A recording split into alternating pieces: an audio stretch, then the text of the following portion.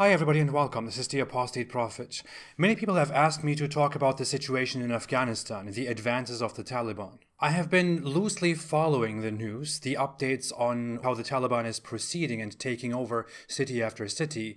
The issue is, I have always favored the idea that America should get out of those countries, should stop being involved in conflicts in Islamic countries, because it is of no use to anybody anymore. All that America is doing is wasting resources, wasting the money of Americans, and trying to help or trying to impose our way of living on people who really don't like America, who really don't like the West, and who don't want any of this. When you look at Afghanistan, as soon as the American forces retreat, step back, get out, a major force like the Taliban, which was supposed to be the major enemy in the region, rapidly takes over the entire country. And that doesn't happen because they are so powerful and nobody can stop them. It happens because there is not very much resistance within the country. People don't want to point this out, but when we're talking about Afghanistan, we're not talking about a country whose population desperately wants to be secular and free,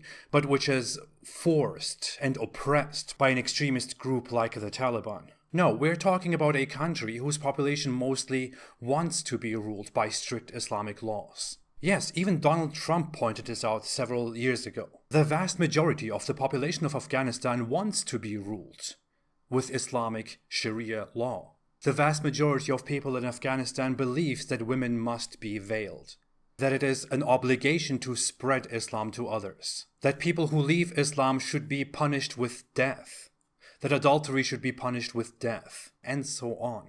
Those people in Afghanistan who want to be free and who want to live a secular, beautiful life should have left Afghanistan long ago. And many of them did leave. Many of them live peaceful lives in other countries, including many of them are in the West, because they don't want the strict Islamist way of life. Those who still are there should ask themselves what they are hoping for in a country where, according to Pew Research, 99% of the population wants Islamic Sharia law. So when America leaves this country alone, and then the Taliban rapidly takes over the entire country, that is not because of some major force that the Taliban possesses, it is because there is not much resistance within this country. Because the people of this country are not people who are very fond of being led by America and becoming like America. In fact, I'm sorry to say this, but when America is there and when America tries to control Afghanistan, then the people are controlled by a force which they absolutely do not want. When the country is ruled by the Taliban, then people basically get what they want. To our Western eyes and minds, that might be oppressive and brutal and authoritarian, but to them it is what they expect.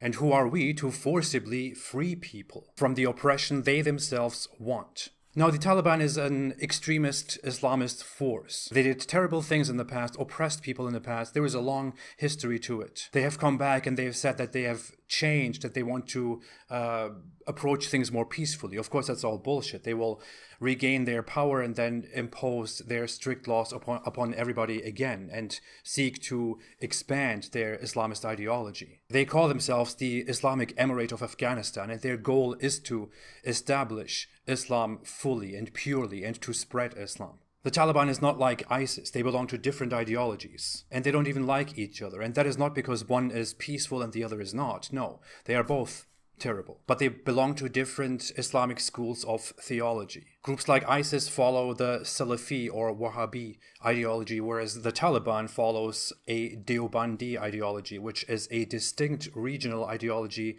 that is not based on traditionalist Islam, but rather on a form of theology which those traditionalist groups like ISIS consider corrupt. But these are merely theological differences and some cultural practices. In the essence, they are both authoritarian and hostile and aggressive and violent. And apparently that's what the people want. Has the presence of America, which lasted for decades, changed anything about this? Not really. Have Western forces and other forces gotten rid of this ideology? No. It is there. It is fully alive, trying to revive their ideology again in Afghanistan. And so far they are succeeding, and they will probably soon establish their Islamic authority again. You can't force people to be free if they don't want to be free, if they want to live a terrible way of life. I would see it justifiable to go in there and to forcibly change things if the majority of the population, or even half the population, or maybe even almost half the population did not want this to happen and desperately asked for help, desperately wanted others to go there and to liberate them. In this case,